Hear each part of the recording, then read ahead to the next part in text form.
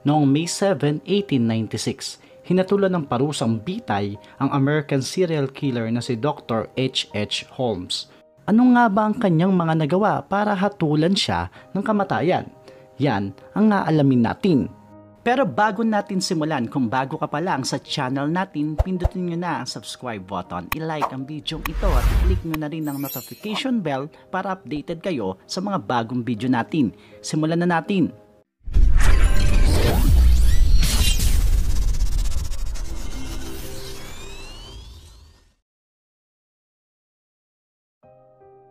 Si Holmes o Herman Mudgett sa totoong buhay ay sinilang sa New Hampshire, United States noong May 16, 1861.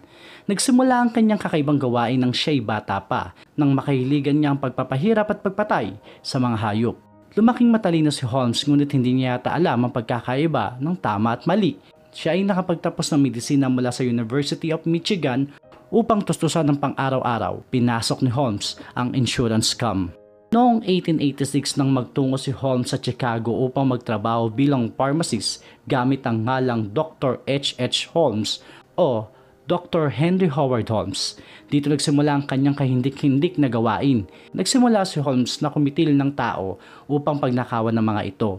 Nagpatayo siya ng malaking bahay na kalaunay nakilala bilang Murder Castle, na binubuo ng mga sikretong lagusan, trapdoors, soundproof rooms at mga patibong nahuhuli sa kanyang mga magiging biktima. Inakit din niya ang ilan sa mga kababaihan upang kanyang patayin at pagnakawan. Ang mga katawan ng kanyang mga naging biktima ay kanya ring binibenta sa mga medical school.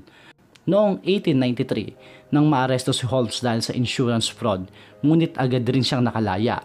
Muling namayagpag ang panloloko ni Holmes ng kanyang kasabatin, ang kaibigang si Ben Pitezel, upang gulangan ang isang insurance company. Pineke ng dalawa ang pagkamatay ni Pitezel upang makakuha ng pera at sila'y naglakbay patungong Colorado, Missouri, New York, Pennsylvania, Tennessee at Texas. Sa pagbabalik sa Missouri, muling naaresto si Holmes dahil sa panloloko at ikinulong sa St. Louis.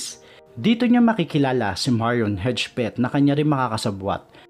Nang makalaya, tinungo ni Holmes si Pitezel at kanya itong pinatay upang muling makapanloko. Nagtungo si Holmes sa nawawalang asawa ni Pitezel at sinabing buhay pa ang kabiyak nito. Batid ng byuda ang kalokohang ginawa ni Holmes. Sa takot na baka magsumbong sa mga otoridad ang mga anak ni Pitezel, pinatay niya rin ang mga ito. Tuluyang nagwakas ang kasamaan ni Holmes nang siya'y maaresto sa Boston, Massachusetts noong 1894. Sa paglilitis, hinamin ni Holmes na kumitil siya ng 27 katao. Bagamat pumalo sa higit ng 130 ang kabuang bilang ng kanyang mga pinatay, siya ay hinatulan ng parusang kamatayan noong May 7, 1896.